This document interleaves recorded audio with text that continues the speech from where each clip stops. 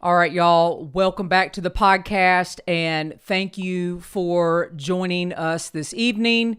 Heidi Nisbett is here with me right now, and we are going to be chatting with her and hearing all about her ordeal that she had when she was in Hot Springs, North Carolina.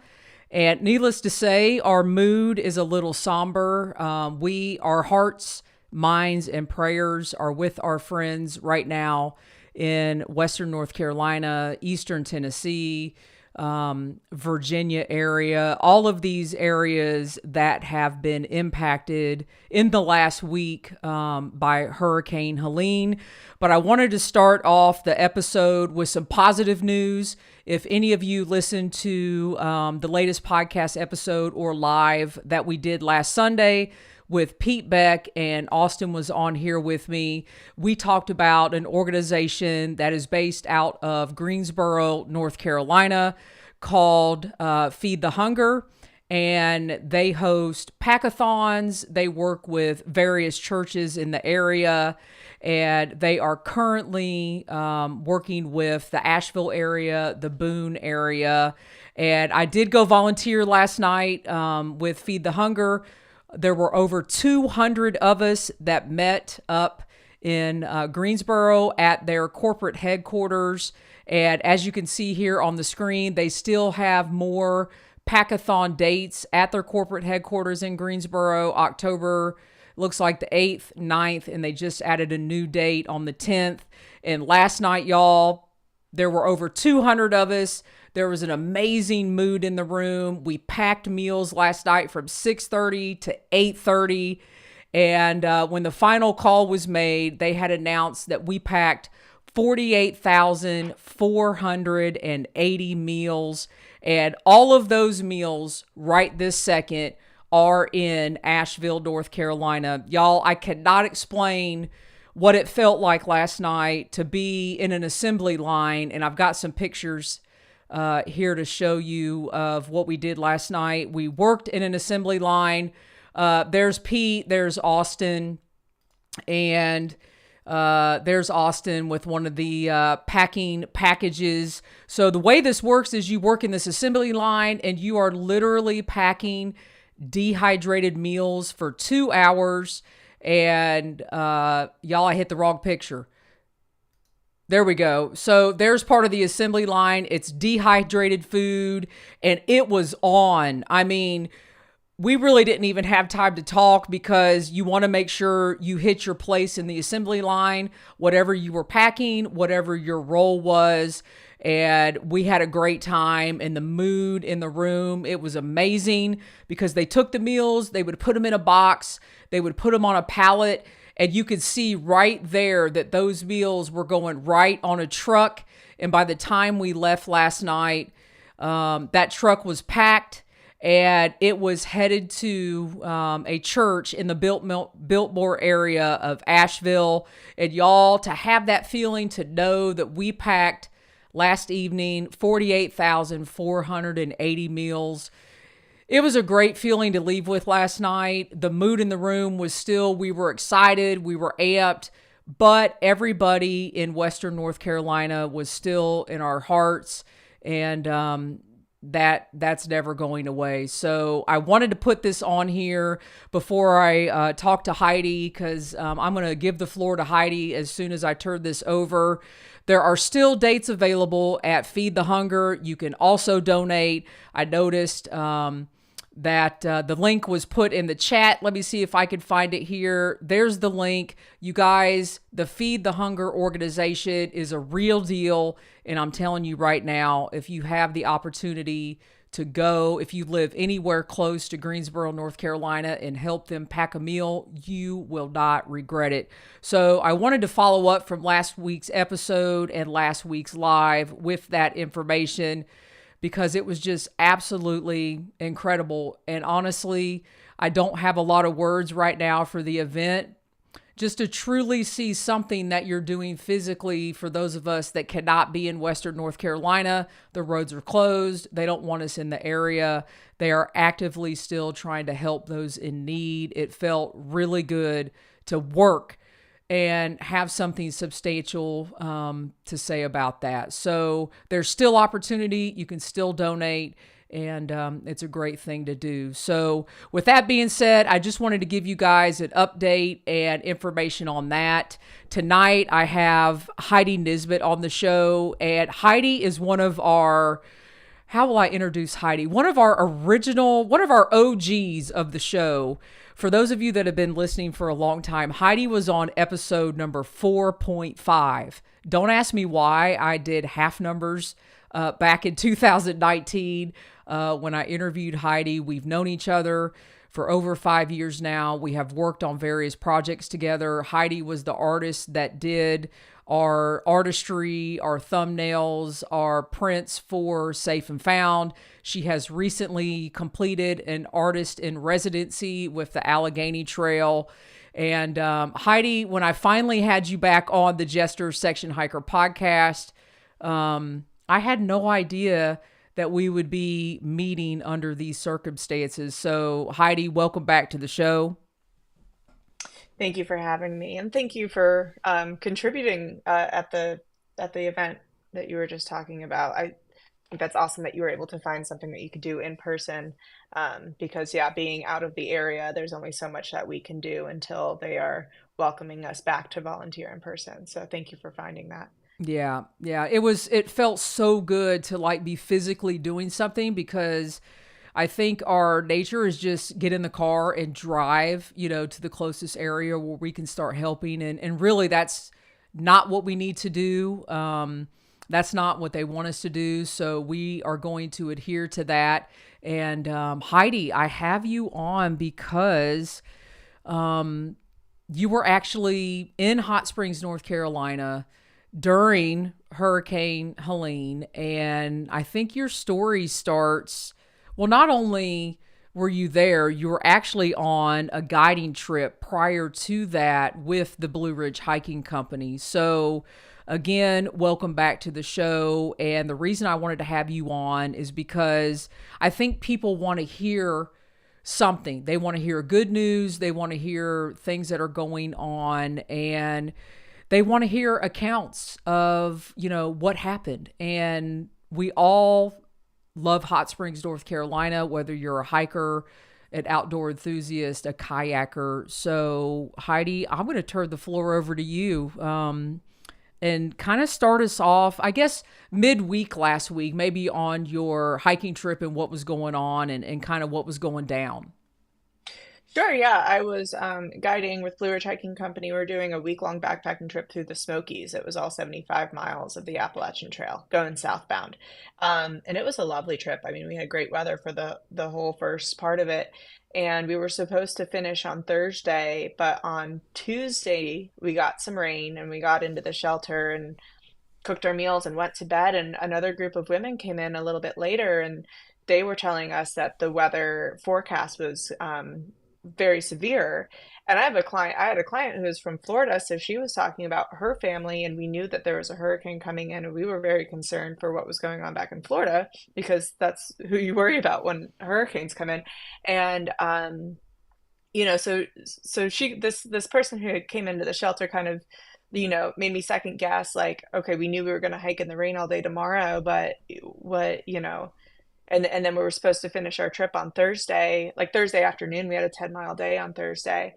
And then in the middle of the night, I had one bar of service up there. I couldn't really get a forecast to really know. And you know how trail can be, like, there's fear mongering. I don't know the people who are telling me this, so I don't know where they're getting their information and what their tolerance is. But I talked to my clients, and we were going to finish the trip. They were gung ho. They said, we don't care if we're getting rained on. Like, we really want to finish this. But I got a text from my boss, also warning me of the weather, and she kind of left it up to me what I wanted to do. And I called her the next day and I said, I don't have enough information in front of me to make an informed decision. Like, I can get a phone call out and a text out, but I can't see the forecast. And she made the executive decision for me. She's like, I would like to pull your trip. And I'm so glad that she did. And actually, one of our concerns was really just having our shuttle driver come and pick us up on Thursday if it was really supposed to be that bad. So we got back to Hot Springs on Wednesday. We went out to eat at Spring Creek Tavern, which, if you've seen any pictures and you know Hot Springs, is like barely there at this point. So we had a lovely like last meal there. And then my clients the next morning on Thursday morning, they all left rather early, and I was cleaning gear and doing my job and doing what I'm supposed to be doing. And our caretaker at the bunkhouse in Hot Springs was like, "What's our plan for this?" I'm like, "What are you talking about? Like, it's just supposed to rain." And then we start looking at the numbers and some of the predictions, and what ended up happening far surpassed those predictions. And so we evaluated a lot of different options. We talked about going oh, here's the important part. I come back, and after this like full day of storming and rain and stuff, I have a significant like crack in my windshield. Like, I have four cracks the whole length of the windshield down, and I'm like googling, it's like, you're not really supposed to drive like that, especially in the pouring rain with the windshield wipers going. So I feel a little bit stranded. We have a company car. I know that I can utilize that to prioritize my safety. And I'm also supposed to go to Pinhoti Fest, which is out in Alabama, but home is in the opposite direction. So I'm like, I don't know. Do I go to Charlotte? Do I go to Alabama a day early? Or do I stay in Hot Springs? Or do I go to a friend's house in Asheville? Or do we go get a hotel in Greenville, Tennessee? So we were evaluating all of these options. And And I think at one point I sent you a text. I can't remember if that was Thursday evening or Friday morning. I was like, hey, Heidi, are you going to Pinhoti Fest? And then yeah, you told me about your windshield, and you were like, I'm not going to be able to get this fixed.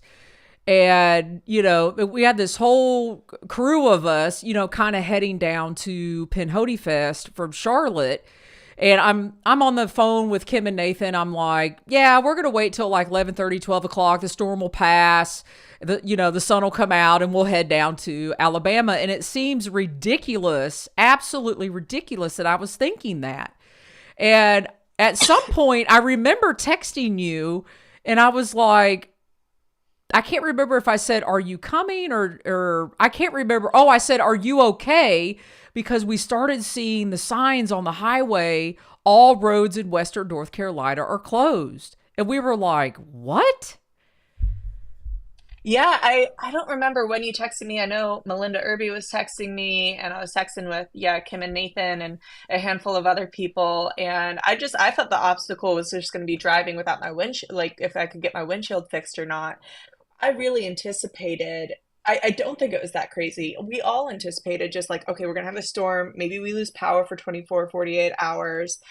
Maybe there's like a little bit of flooding. The prediction for the French Broad River in Hot Springs, I think, was saying like 19 feet, which wouldn't have even surpassed the bridge. And it ended up becoming as high as the bridge, if not higher. And like, we've seen the pictures of Hot Springs, the doors like to the businesses were flooded with water 4 or 5 feet up from the ground. So it far surpassed all of the predictions. We actually went, my friend, the caretaker at the bunkhouse, went into town and talked to the locals there and said, like, what are we worried? And they're like, no, we're not worried. We lived here forever. We lived here in the flood in 2004 and back in the hurricane of 2021. I think there was a bad one, and it's never gotten past the bridge. So we were gonna stay in Hot Springs, and my only concern was really that our bunkhouse is a trailer, and it's at the bottom of this mountain, and there's trees, and so a tree could fall, or there could be some mudslide, landslide complications. And so Yeah, and we took shifts. if any of you have ever walked north on the Appalachian Trail, you come down off the mountain and you literally walk by the trailer. Hmm. So you've Hmm. walked by it. You may not know you have, but all of you that have section hiked or through hiked or even day hiked in that area, you definitely have seen the trailer. Right. So it's right where where you cross the road after you come down that steep hill, and there's the crosswalk, and we're right there. So yeah, so Tracy and I took shifts throughout the night. We decided to set our alarms for like midnight and 2 a.m. and 4 a.m. to just like kind of check on the scenario. Um, and at 4 a.m., my phone went off with the like, the loud beeping in your ear of flash flood warnings.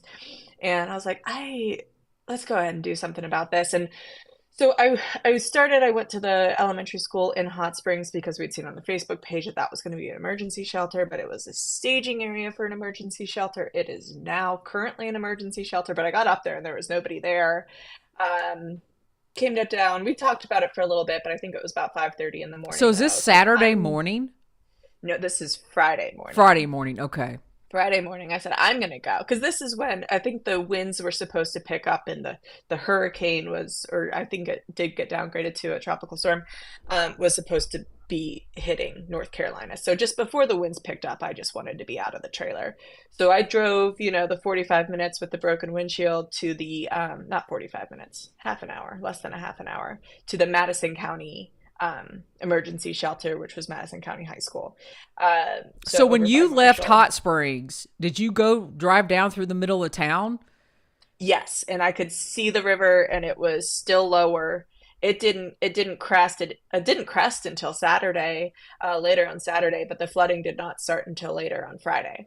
Okay. So it wasn't an anticipation of flooding really that I left. It was just anticipation of a tree falling on my head. And Yeah. so Well, that's so the I thing. went. That's what we're used to. I mean, we're used to that Mhm. here at Charlotte. Like, Yeah. high winds, storms. You're used to all that in the mountains. Like the last thing you want, like you said, is a tree. But I don't know if the water ever cross your mind? Not not so much because I was able to do a little bit of research and I was able to see what the predictions were. I was able to see a live survey of what the levels were currently at and could see what they were in 2004 when the town didn't flood. So we really weren't worried about flooding. Like Hot Springs is a flood zone or flood plain or whatever. So it definitely could have happened, but that was a way lower priority. Um, So I left, and then Tracy left an hour later. We took a bunch of emergency supplies. I mean, I had just come from a backpacking trip, so I had all of my stuff. I snagged a few extra meals from our bunkhouse, and I'm incredibly grateful I had all of that stuff. I got to the shelter. I was the only one there. There was one other person there, and then like 10 volunteers. Tracy got there, and then it was just me and Tracy and this one other guy, and we slept through the worst of the storm, which I woke up and poked my head out. It didn't look too crazy. But then by about 5 or 6 o'clock, over 150 people Mm. streamed in within an hour. And they had all been like strand like a lot of them ended up stranded without gas. That's how they ended up there. They were driving around, they were going from 26 trying to get to 40, trying to get to 240, and they just kept getting turned around and turned around and turned around. And this is when the water is then coming over the bridges in Hot Springs and in Asheville. So that's why all the roads are closed. So all of these people stream into the shelter all at once. I'm thankful that I have my own food, my own sleeping pad, so I don't have to utilize any of their resources. I have my own camp stove, and I had my Garmin, which wasn't relevant on Friday. On Friday we had service. No, no, no, no. Friday we had service until about 2 or 3 o'clock, and then we lost service. And then all these people start streaming in at like 5 or 6 o'clock, and then it's all just, gossip. Like we don't actually know. We have no idea what's going on, and there's people coming in. I mean, the woman who set up her cot next to where I was sleeping was like her whole house got washed away, and she was in Oh it. my So gosh. she had to break out the back window. She had her two dogs with her and a duffel bag of soaking wet clothes. She had nothing else, and she was even talking about this house has been in my family for years. Like we it's never been flooded. That's why I didn't evacuate. Like this wasn't I didn't need to evacuate.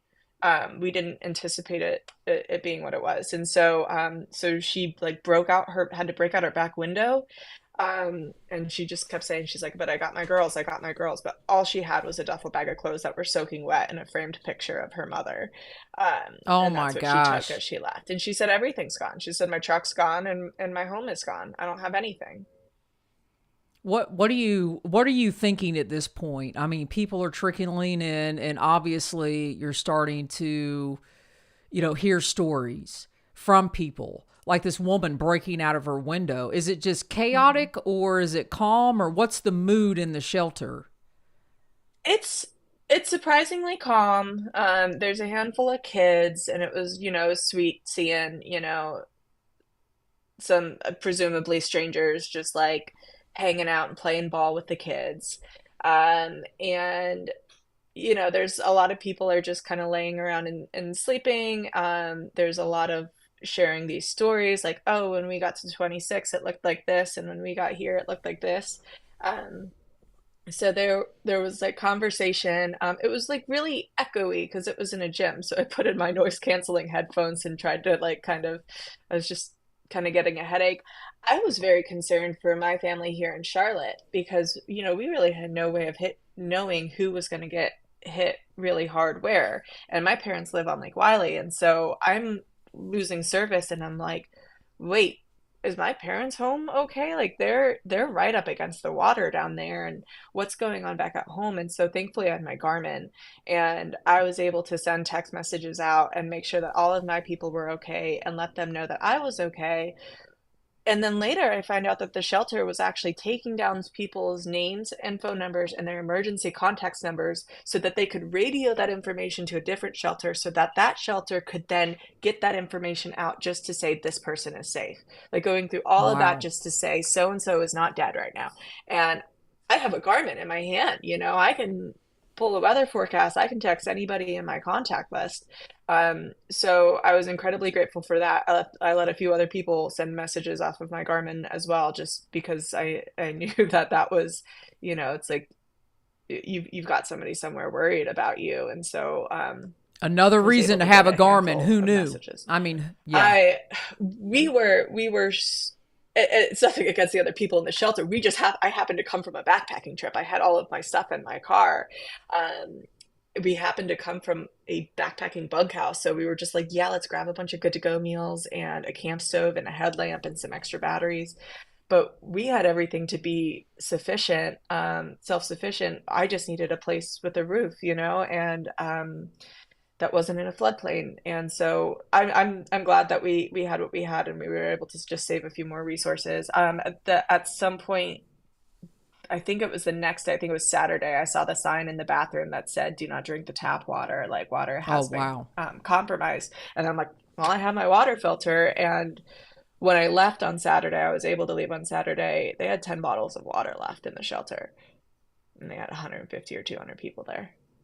That So so you made the decision to leave. At this point, do you know that the major interstates are affected? There's landslides, I-40, I-26. How are you deciding what route you're going to take because you live in Charlotte, so which on is Friday, east of yeah, we're the middle to the I east, had to get headed toward the east of the state for those that don't aren't familiar with North Carolina. Yeah, I had to get through Asheville to get here. I knew on Friday before we lost service that Hot Springs was underwater. So I had an idea of what was going on, and then it was all here, it was all gossip. And then um Saturday the police told us around 2 o'clock that I-26 was open down into South Carolina. So the other thing I had was an atlas in my car, and I know how to get from Asheville to Charlotte. But even before that, like we were looking at it to see what the other routes were because we were hearing rumors that you could get to Greenville, Tennessee. I've never been to Greenville, Tennessee, so we're like looking at the atlas to figure out where we can go because we don't have service. Um, and so I left when I found that out, and and then Tracy ended up following me a few hours later. I told her to come to my house if she needed it. She doesn't have to ask. Obviously, she can't, So just if she decided that that was the best option, then she needed to come. I had a guest room for her, and she arrived at my house about 2 hours after I did. So, um, So after yeah, I'm you just leave and get home, when did you know that Hot Springs was I mean underwater pretty much in the restaurant you ate at the night before? Like when did you start learning these things? well, I drove through Asheville, so I drove over the French Broad and the River Arts District, and that I mean, I probably should have pulled over. I was crying so hard. I didn't want to because it didn't feel safe. But I mean that. that really shook me to see that level of destruction. And the river hadn't even crested yet. It was still rising. And you can just see, I mean, I see places that, and I don't even live, this isn't even my home. This is my home away from home. This isn't like I have a connection there, but not nearly as deep as the people who are living there. And to drive past and see the shops that sell my stickers and the places that I've bought my backpacking gear and, art studios who I know the artists personally and just to see all of that, as you're driving over the interstate down below. I mean, it was completely jarring. And I can't imagine what the people who are living there who are seeing this every single day and seeing all the aftermath after the water receded. Um, so I had a jarring drive home. I was trying to listen to the radio while I was in Madison County, and just none of the broadcasters were able to make it to the radio station, so there wasn't a whole lot of information. Once I get into South Carolina, I'm starting to pick up more information on the radio, so I'm hearing a little bit more. I'm seeing the lines for gas, and I have a half a tank. I'm just hoping that it gets me home, and it did, and hoping that my windshield doesn't shatter in my face, and it didn't. And I made it home, and that's when um, I was able to kind of start to see some of the pictures. I don't think a lot of them were out because so many people in Western North Carolina didn't have service. And that's why, when I talked to my family and when I talked to other people that day, I'm like kind of in shock and they're just like, "Oh my gosh, we lost power. And I'm like, you guys don't know and they didn't know. Nobody knew what was going on because these pictures weren't getting out because hardly anybody was making that transition to a place where they could send the pictures out. So it was really about 24 hours until I started to have a better understanding of um what had happened and what was still happening and what is still happening. And I've noticed that with like now talking to like my friends who live in Asheville who, have been there for several days and then, just now leaving. I had a friend come by on her way to her parents' house earlier this week, and I mean, she just had that sort of like 1,000 yard stare and looked in shock and I think was very, I don't know, I've just heard from other friends that it's just been very overwhelming after they've left to not actually have understood, even though they're there, they just know their neighborhood and what they can walk to. And then they get out and they see all the pictures and it's just like, oh my God. Yeah. Yeah. I mean, I say I cannot imagine, but we all cannot imagine. And I've been getting some text messages from people that live in communities around Boone and they're friends of mine. And yeah, Stephanie says, have a drink of that beer. She put a comment in there. And, I don't think I'm having a hard time texting them back because I'm not sure what they know because there's no service. So Yeah. I'm trying to be very careful. Like, I'm just saying, are you okay? Help is coming. We don't know when, there's no timelines of when power will be back on or, and I'm looking on Google Maps, like streets around them are like decimated. And it's like, I don't know what to do.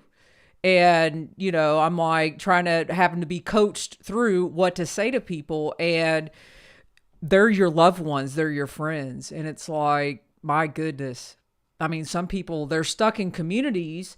They're fine. They don't have power, but they can't get out because like the main road to their community and just like you saw and, people that have fled the area,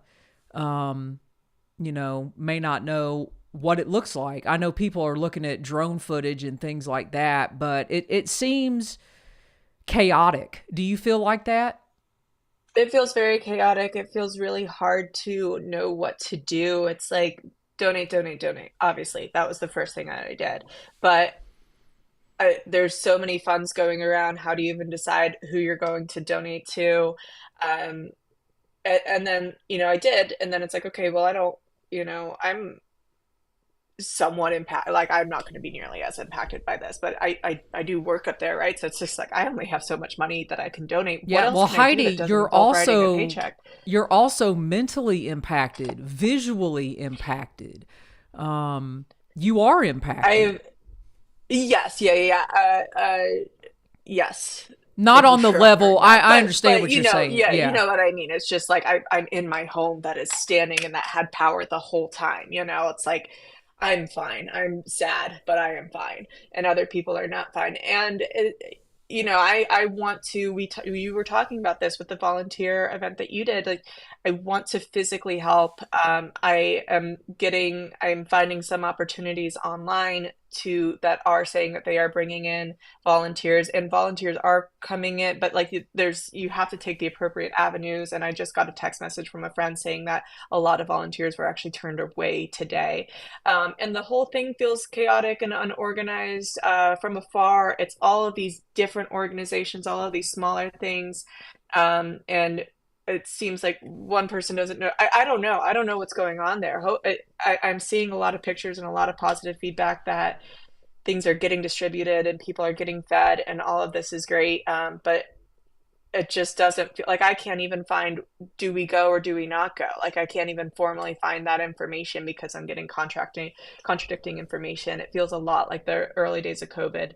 Um, and it's fun living through two traumatic, life-changing, like, historical events in a 4-year period, and it's interesting how many similarities there are between the two. So um, anyways, all this to say, I do think that there's a lot of really great efforts going on. And as we've gotten into a full week now, I'm starting to see more and more of the same organizations' names popping up, that you can tell that these are the people that are really, they're doing a whole lot. Beloved Asheville is one of the ones that I've seen a lot and consistently, and I'm seeing a lot of pictures and information about what they're doing. So that's definitely one that I would recommend, and that my friends have recommended to me, Well, let's go to back follow. and talk about. I interrupted you before and asked a question, but you were talking about your livelihood, your job. And part of that is, you've been a hiking guide for Blue Ridge Hiking Company. And if you don't mind, talk about that, because, Blue Ridge Hiking Company now needs help because they need to stay in business and they need their employees. So can you talk about what's going on there? Yeah, and I think Asheville and so many of these small communities in this area are so the reason we love them so much is that there's not all these chain businesses. It's all small businesses. I remember visiting Asheville when I was a kid, and we noticed the only chain restaurant we saw was a Subway in the whole city. So these are all family businesses, small businesses that are going to be, they don't have a corporate behind them to support them through this. So they have to make it through this, or we lose so much of the soul of these places. Blue Ridge Hiking Company has been around for like 15 or 16 years. It was started by Jennifer Farr Davis, and is currently owned by Lindsay Barr, who's been working there for, I think, 6 or 7 years now. And October is our biggest month. We have several guides that are dependent on that work as pretty much their full-time income. I am lucky in this scenario where this is not my full-time job and I have other forms of income, but this drastically impacts a lot of our guides and the business as the whole and everything it needs to run, and to run through the winter as well. So they're doing a GoFundMe where they're going to raise funds to make sure that our employees are compensated, especially our employees that were most dramatically impacted. We have guides that have their houses are destroyed.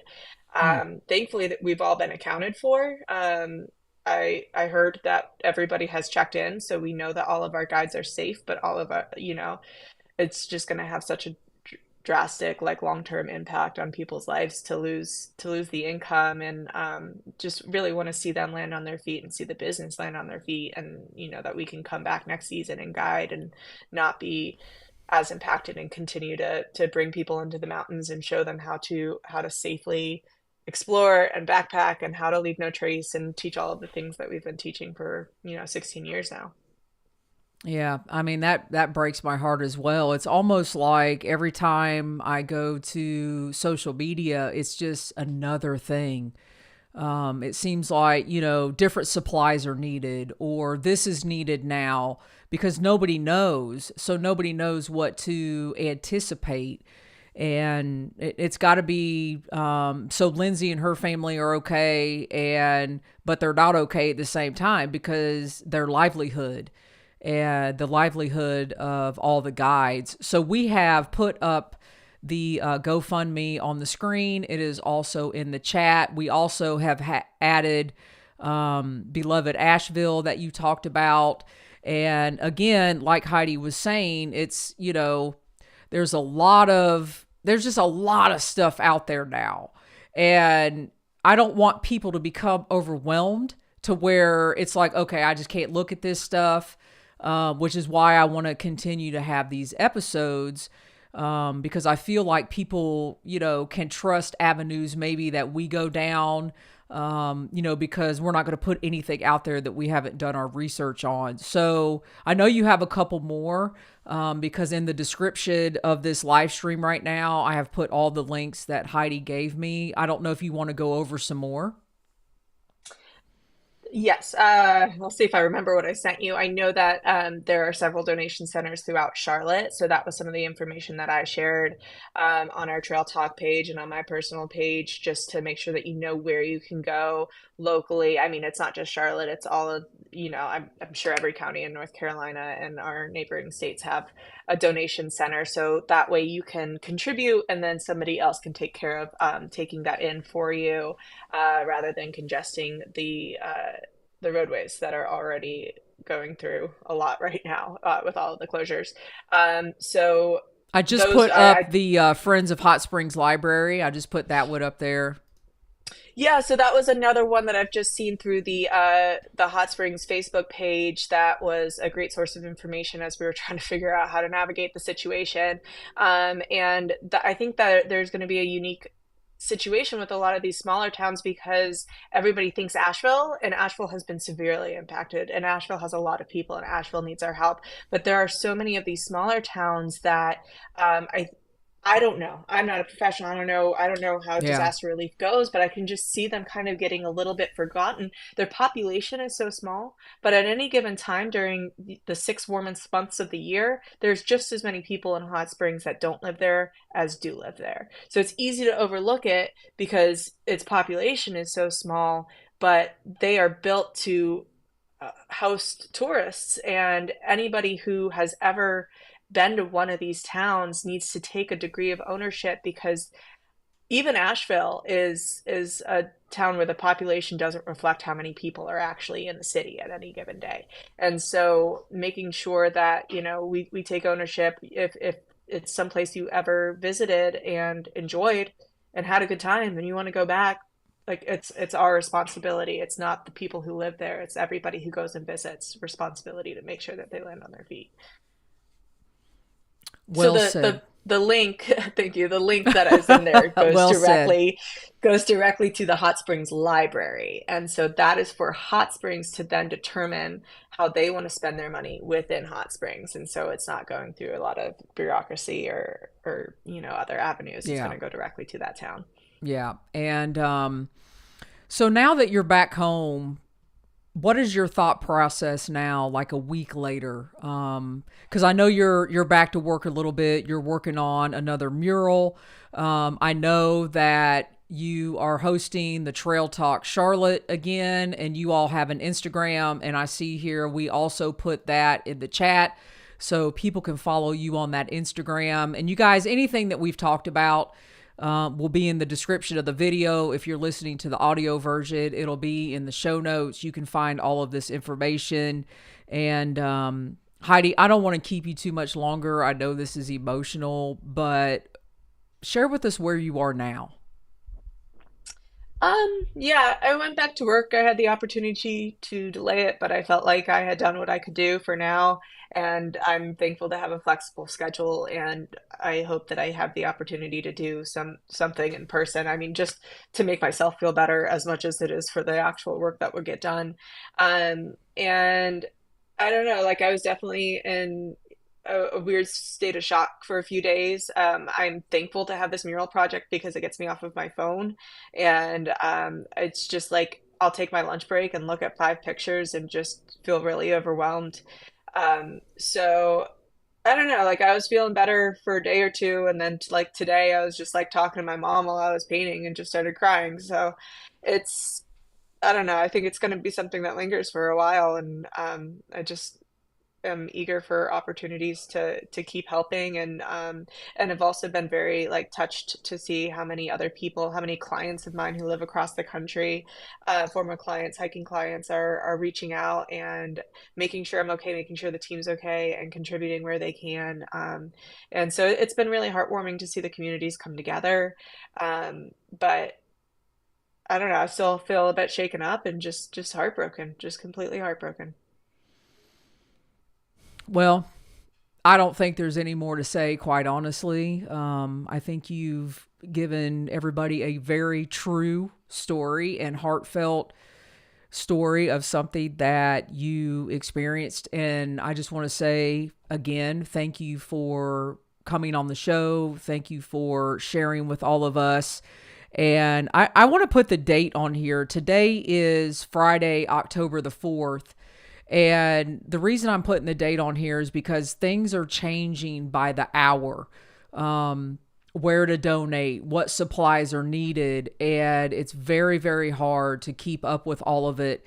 And every time you open your phone and go on social media, things are updating, things are changing. But I just want to continue to share as much as I can. And y'all, Western North Carolina, we need your prayers. The individuals, the families that have been there for generations need your prayers.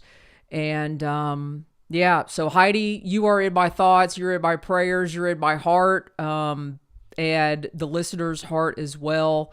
And I just can't think of anything else. And I think all of this just needs to sit with all of us, and we all need to do what we can.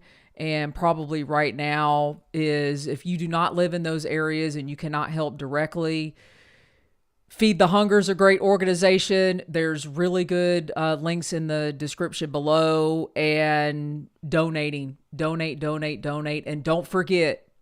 And I don't want this to be gone a week from now, because it's not over. It's not going to be over for months. So Heidi, thank you again. Thank you so much. Can I throw one more thing in? Absolutely. I'm doing a sale on my website where 100% of proceeds of all of my Blue Ridge Parkway and Appalachian Trail prints are going to Blue Ridge Hiking Company's GoFundMe.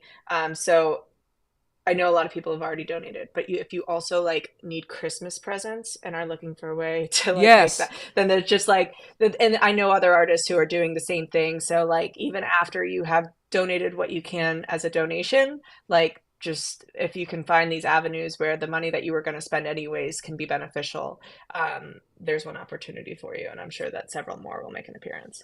Yes, and I know we have your link in the chat somewhere. I want to pop it back up on the screen if I can find it. Yeah, y'all, Heidi has a lot of artwork on her website. Please buy some prints of the area, and please buy some prints for Christmas, and keep the money coming. If you want to know how to do that, I'm just no longer going to feel bad about asking for money, period. So we can't. I mean, we just can't. That's just the way it is. So once again, Heidi, thank you very much. Don't go anywhere. Y'all, be safe out there. Pray for Western North Carolina and do what you can, and appreciate y'all coming tonight. Take care, and we'll be back soon.